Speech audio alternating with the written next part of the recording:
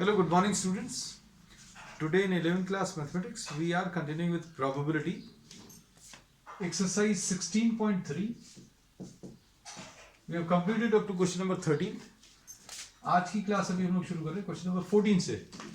Question number 14 देख लीजिए. Given that PA is equal to 3 by 5,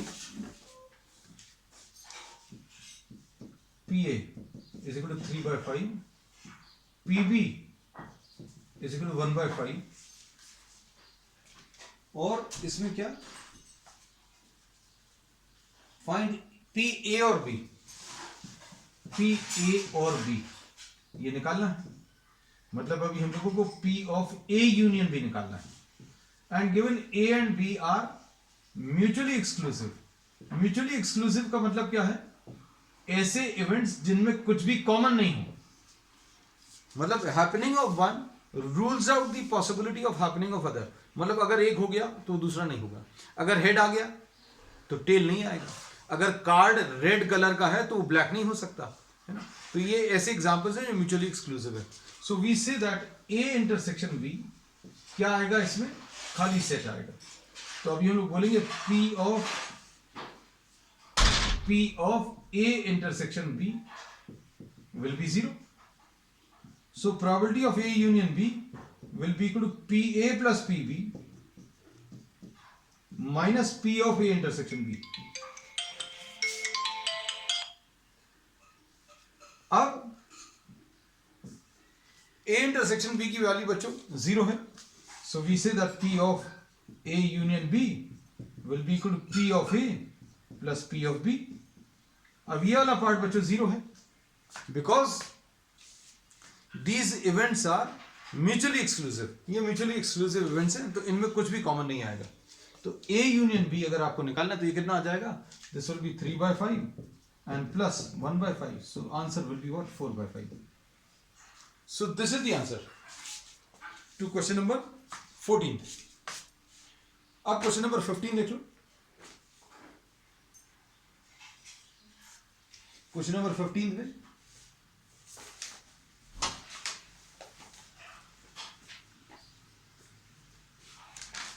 क्या दिया? E and F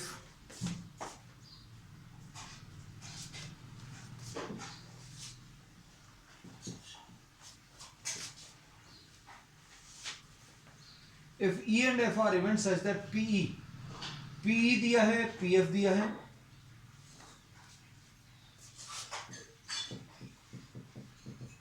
PE is 1 by 4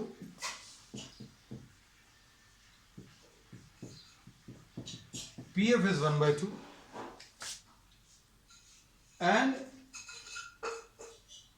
PE and F E intersection F ये दिया हुआ है 1 by 8. अब आपको P of E और F निकालना है. तो ये कैसे मिलेगा? PE plus PF minus P of E intersection है. PE कितना है? 1 by 4 प्लस 1 by 2 माइनस ऐसा कुछ आएगा. So what do we get? 8 है यहां पर. ये 4 2s are 2 4s are 5 by 8 will be the answer. ठीक. अब इसमें एक पार्ट और है बच्चों. इसमें एक पार्ट और जो दिया है, probability of not E and not F. Next जो आपको निकालना है, प्रोबेबिलिटी ऑफ नॉट E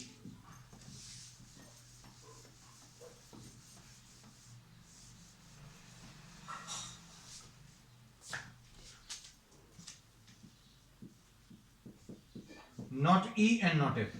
तो ये अभी हम पहले भी बता चुके हैं. ये क्या आ जाएगा? Probability of E union F not happening. ये अभी हम लोगों ने बताया था A not happening, intersection B not happening will be equal to A union B not happening. So this will be written as, अगर E union F not happening निकालना तो 1 minus P of E union F निकाल लो, और ये तो अभी हम लोग निकाल चुके हैं. This we have calculated. E union F ये कितना आया था 5/8, तो 1 minus 5/8 यानी 3/8 will be the answer. So this is the second part. Next 16. Events E and F are such that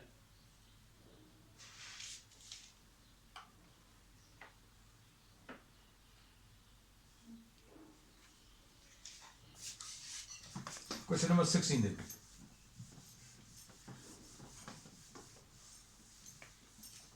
बच्चों कॉन्सेप्ट्स पर बेस्ड है ये वाला क्वेश्चन. नेक्स्ट वाला क्वेश्चन नंबर 16. क्वेश्चन 16 में events E and F are such that not E and not F दिया हुआ है. नॉट E एंड नॉट F ये दिया है. ये कितना दिया है 0.25. अब आपको ये चेक करना है वेदर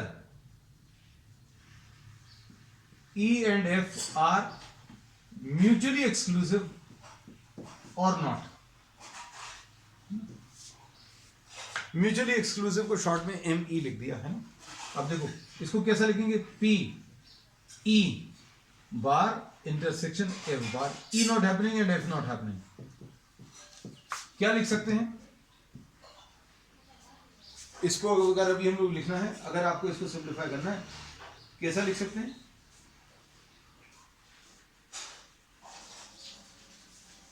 नॉट E और नॉट F दिया है बच्चों. आई एम सॉरी, और नॉट F, तो ये और दिया है यहां पर. I wrongly read this as and. So E not E और नॉट F, नॉट E और नॉट F ये दिया हुआ. अब इसको कैसा लिखेंगे, A union A not happening B not happening. This will be A intersection B not happening. तो इसको अभी हम लोग कैसा लिख सकते हैं बच्चों, A intersection B not happening. ये कितना आ जाएगा,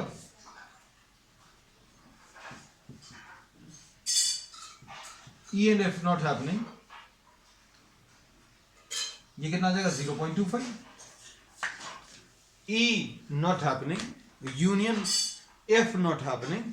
ये कैसा लिख सकते हैं, E इंटरसेक्शन F लगा दो, ऊपर ये बार लगा दिया, और इसका मतलब क्या है 1 माइनस किसी चीज के नहीं होने की प्रोबेबिलिटी अगर निकालनी है तो कैसे निकालेंगे, 1 माइनस उसके होने की प्रोबेबिलिटी माइनस कर दो, ये 0.25. अब इससे क्या फायदा होगा बच्चों, probability of E intersection F मिल जाएगा, और ये कितना आ जाएगा 1 माइनस 0.25, ये 0.75. मतलब कुछ इंटरसेक्शन मिल रहा है. और अभी हम लोग ये कहते हैं कि इंटरसेक्शन अगर मिल रहा है, if you are getting some intersection, E intersection F अगर 0 नहीं है, मतलब क्या है, E इंटरसेक्शन F की वैल्यू 0.75 है. मतलब ये नॉट म्यूचुअली एक्सक्लूसिव है. क्यों म्यूचुअली एक्सक्लूसिव कब बोलते हैं, जब इन दोनों का इंटरसेक्शन बच्चों 0 आ जाता है. So here you are having E intersection F is a non zero value. ठीक. अब इसके बाद क्वेश्चन नंबर 17 देखो.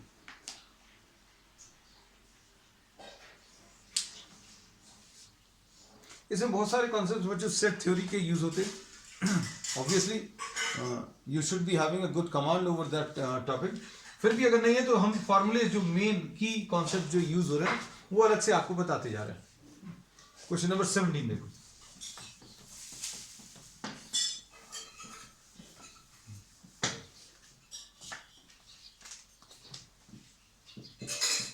Question number 17. A and B are events such that P A की वैल्यू 0.42 दिया है, P A की वैल्यू 0.42 दिया है, और P B की वैल्यू 0.48 दिया है.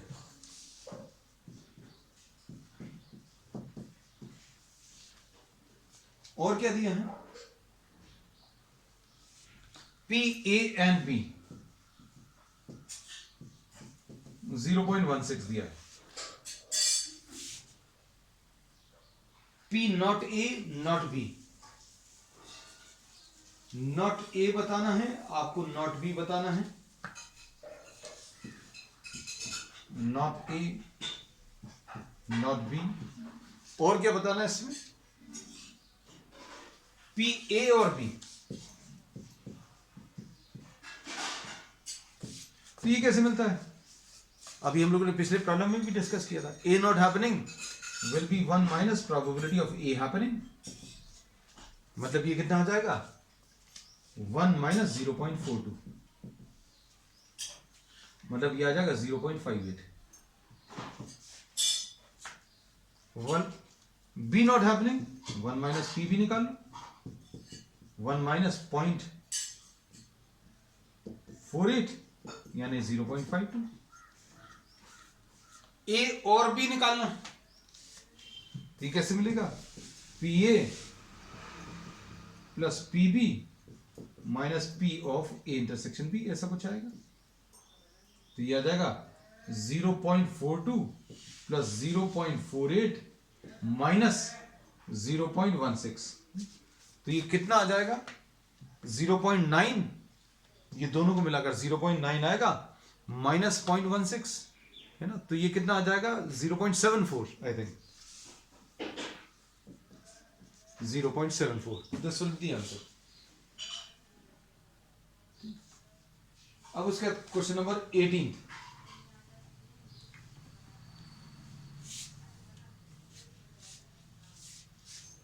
क्वेश्चन 18 देखो.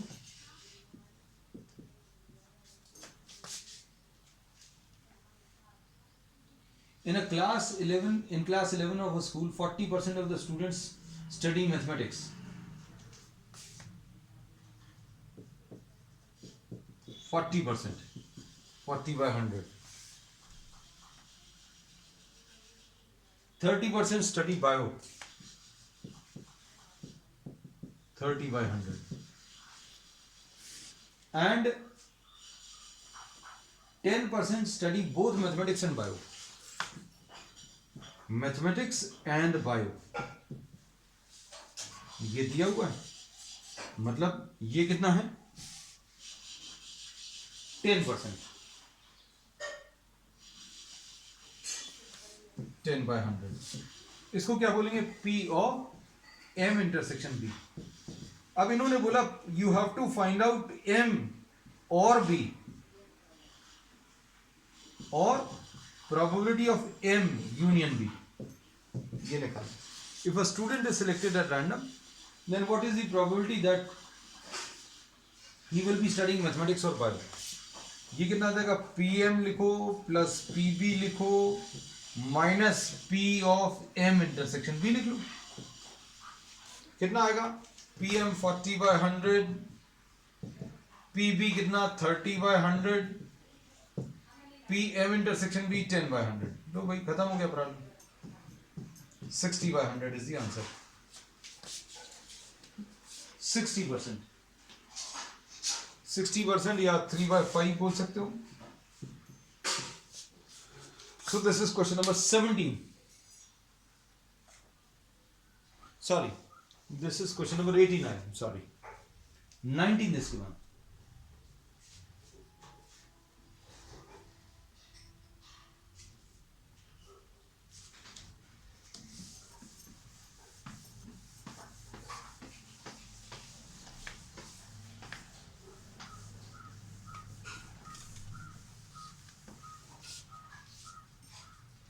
Question 19.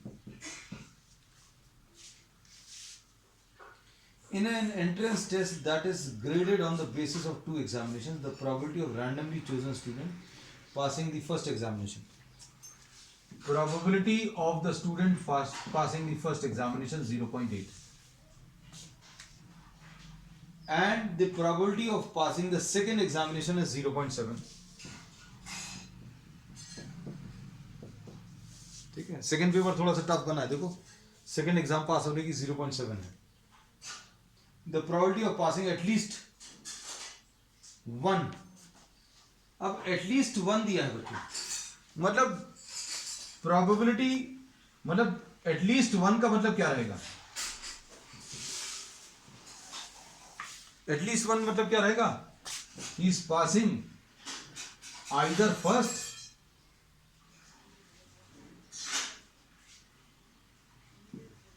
passing, at least one will be passing 1 or 2 or both. at least 1 का मतलब है 1 या फिर 2 या फिर both. और इसको अभी हम लोग कैसा बोल सकते हैं मैथमेटिकली? फर्स्ट और सेकंड, ऐसा बोल सकते हैं. अब ये दिया हुआ प्रॉब्लम है 0.95. अब इसका फॉर्मूला क्या है? P of 1 plus P of 2 minus P of first and second, both pass करने की प्रोबेबिलिटी आपको निकालनी. और बच्चों वैल्यूज रखनी है बस. फर्स्ट की 0.8 है, इसकी 0.7 है, और ये फर्स्ट एंड सेकेंड दोनों के पास होने की प्रोबेबिलिटी, दोनों टेस्ट में पास होने की 0.95. तो probability of first and second will be 1.5 minus 0.95, ये 0.55 आ जाएगा. So this is the answer. ठीक. अब क्वेश्चन नंबर 20.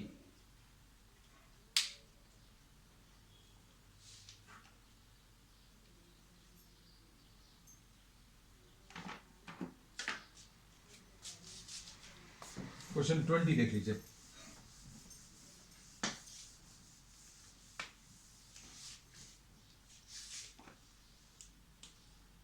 क्वेश्चन नंबर 20 में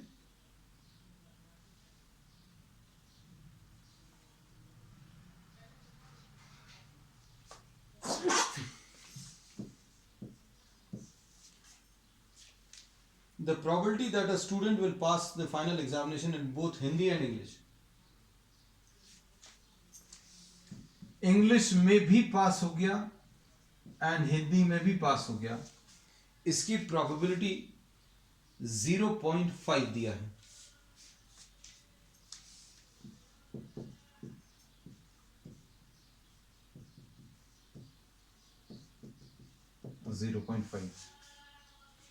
इसके बाद and the probability of passing neither, दोनों में नहीं पास हो रहा.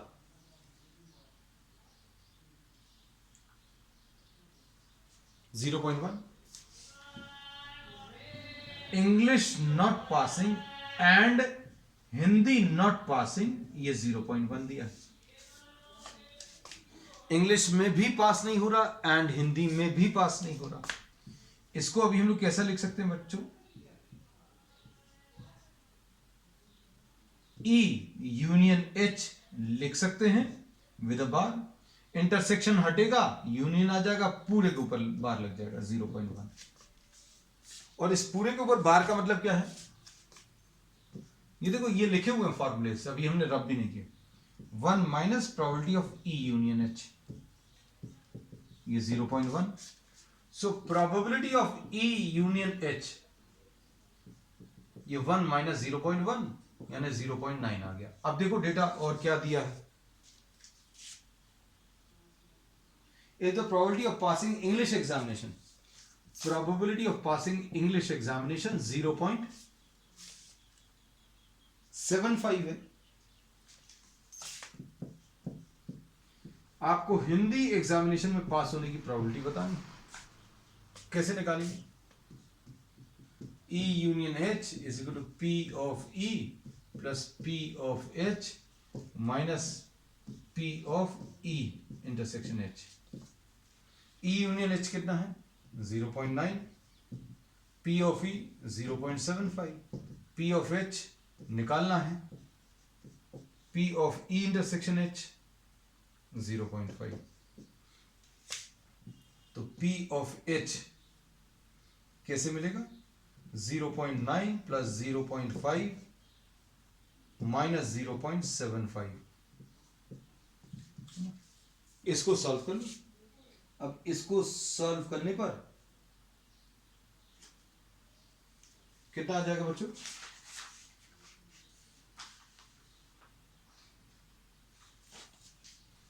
ये आ जाएगा, ये 0.9 माइनस 0.75 0.15 प्लस 0.5 0.65 द आंसर। ठीक, ये क्वेश्चन नंबर 20। अब इसका last question, question number 21।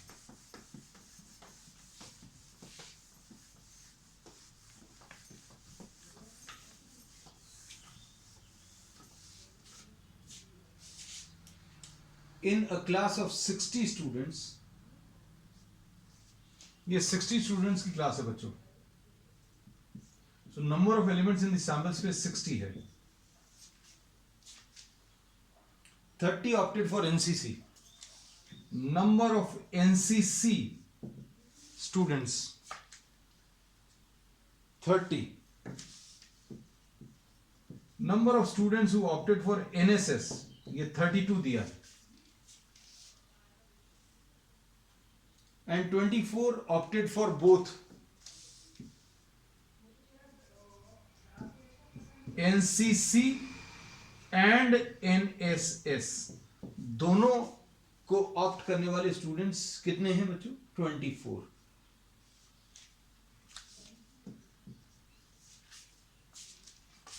Find the probability that the student opted, probability निकालनी है। तो सबसे पहले तो प्रोबेबिलिटी बच्चों एनसीसी की निकाल लो। कैसे निकालेंगे? एनसीसी वाले कितने स्टूडेंट्स हैं? 30/60 यानी 1/2। प्रोबेबिलिटी फॉर एनएसएस कितने स्टूडेंट्स हैं? 32। अगर आपको फॉर्मूला ही लिखना है तो NCC upon N of S, ऐसा लिख सकते हो। इधर N of N S S upon N of S. NSS में कितने स्टूडेंट्स हैं? 32। टोटल कितने हैं? 60। तो 4 8s और 15s। और number of probability of NCC and NSS, ये कितने आ जाएंगे? कितने स्टूडेंट्स हैं बच्चों? 24/60। पहली चीज तो ये हो गई। अब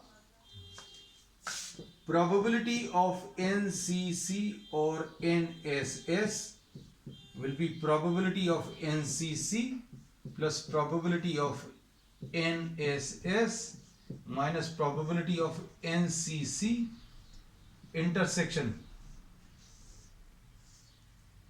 NSS। NCC कितना है बच्चों? NCC 1/2, NSS 8/15,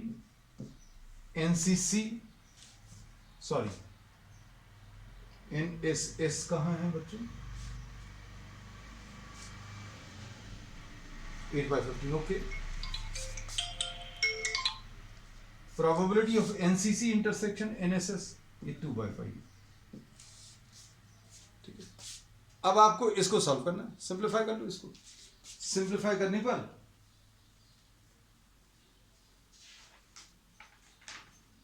क्या मिल जाएगा?